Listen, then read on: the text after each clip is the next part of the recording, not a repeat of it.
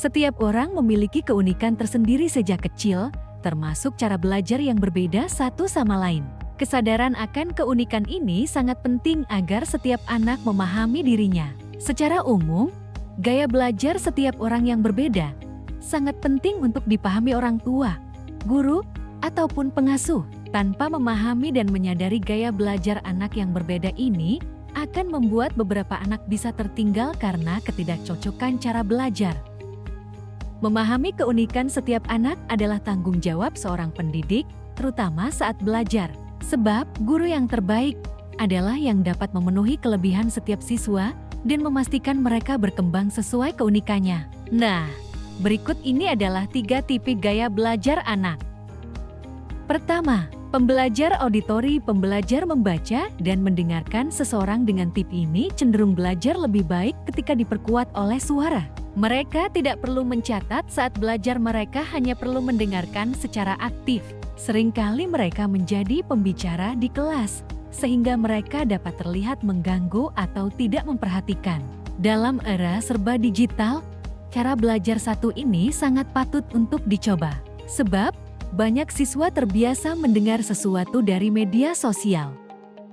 Tip ini juga lebih suka membaca dengan suara keras. Mereka tidak takut untuk berbicara dan pandai menjelaskan.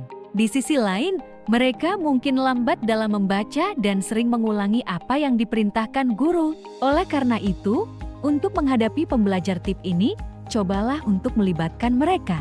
Guru juga bisa mengajukan pertanyaan dan biarkan mereka menjawab. Selain itu, menonton video dan menggunakan musik atau audio juga merupakan cara belajar yang bermanfaat bagi kelompok ini. Kedua, pembelajar visual. Pembelajar membaca dan menulis tip ini lebih suka melihat sesuatu di depan mereka daripada hanya mendengarnya.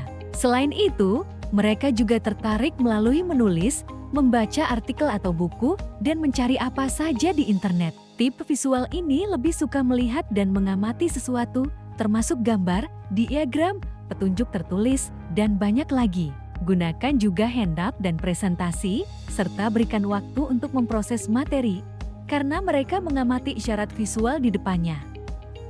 Tip ini tergolong yang paling mudah untuk diterapkan karena sebagian besar sistem pendidikan tradisional cenderung berpusat pada membaca dan menulis. Namun, terdapat catatan bahwa perlu diperhatikan soal durasi dalam mereka menyerap informasi melalui tulisan dan beri mereka kesempatan untuk menuangkan ide-ide mereka di atas kertas. Secara umum, papan tulis cukup efektif dengan menggambar diagram atau mintalah mencoret-coret berdasarkan topik yang mereka pelajari. Ketiga, pembelajar kinestetik. Belajar dengan melakukan. Pembelajar tip ini biasanya belajar melalui melakukan sesuatu. Mereka suka terlibat dengan memerankan peristiwa atau menggunakan tangan mereka untuk menyentuh dan melakukan sambil memahami konsep atau sembari mempelajarinya.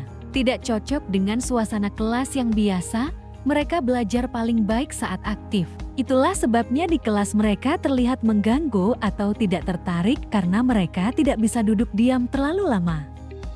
Tip ini kesulitan untuk duduk diam dan sering kali unggul dalam olahraga atau menari. Cara terbaik membantunya belajar dengan membuat mereka bergerak. Arahkan untuk memerankan adegan tertentu dan memasukkan gerakan ke dalam pelajaran.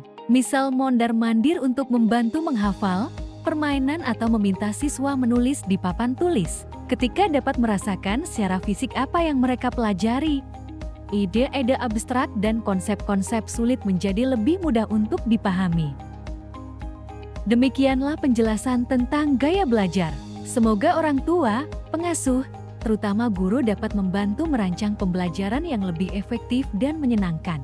Karena dengan ini, guru dapat menyediakan materi dan metode pembelajaran yang sesuai, menciptakan lingkungan belajar yang mendukung preferensi belajar, meningkatkan motivasi belajar siswa karena mereka merasa lebih terlibat dan tertantang, dan mengatasi kesulitan belajar dengan memberikan pendekatan yang berbeda dan personal.